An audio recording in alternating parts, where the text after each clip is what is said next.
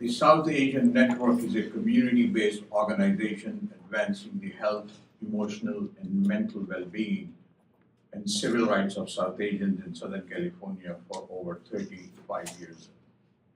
In the wake of 9/11, nearly 2.5 decades ago, we helped community members dealing with hate violence, profiling, and surveillance. At the time, I was leading a federation of mosques and Muslim organizations.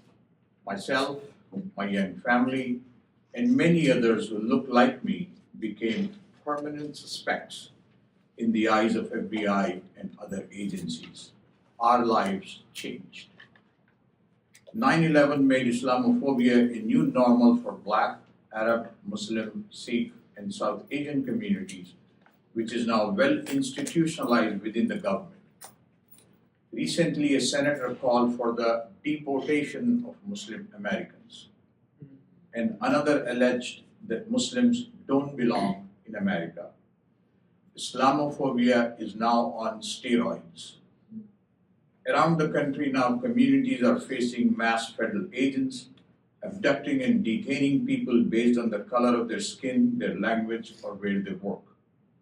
One of our clients, a 64-year-old Masuma Khan, who came to the United States over 30 years ago to help her child receive medical treatment, was arrested by ICE during a routine USCIS check-in and detained under horrific conditions for more than a month until our legal defense team fought and won her release. South Asian Network has co-sponsored Masuma Khan Justice Act, Senate Bill 995 in the California legislature to increase oversight of the detention centers, profiting off of immigrant bodies in these privately owned and operated detention centers. Her story illustrates what many immigrant families are experiencing today: fear, uncertainty, and the erosion of basic human dignity. And worse, policies such as National Presidential Memorandum 7 on countering domestic terrorism and organized political violence are endangering community members and the organizations serving them. While the community needs are increasing, the capacity of organizations serving them is decreasing. My agency's anti-hate education and federal funding was terminated abruptly at a time when 80% of anti-Asian slurs and threats of violence are directed at South Asians, according to Stop Api Hate.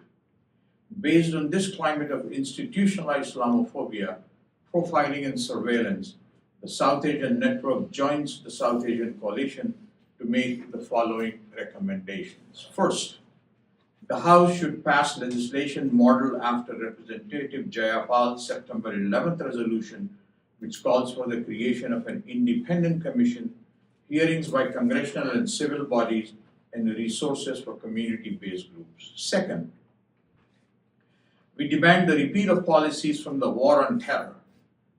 Tools originally created after 9/11 are now being used to target immigrant communities more broadly, such as mandatory registration and surveillance of community members and nonprofit groups.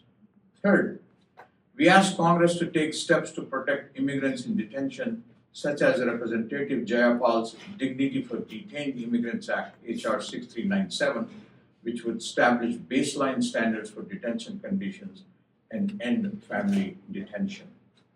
It behooves of all of us to come together as community organizers and community organizations, legislators and policymakers, to confront injustice boldly and triumph over the turmoil and hope over fear. Thank you so much.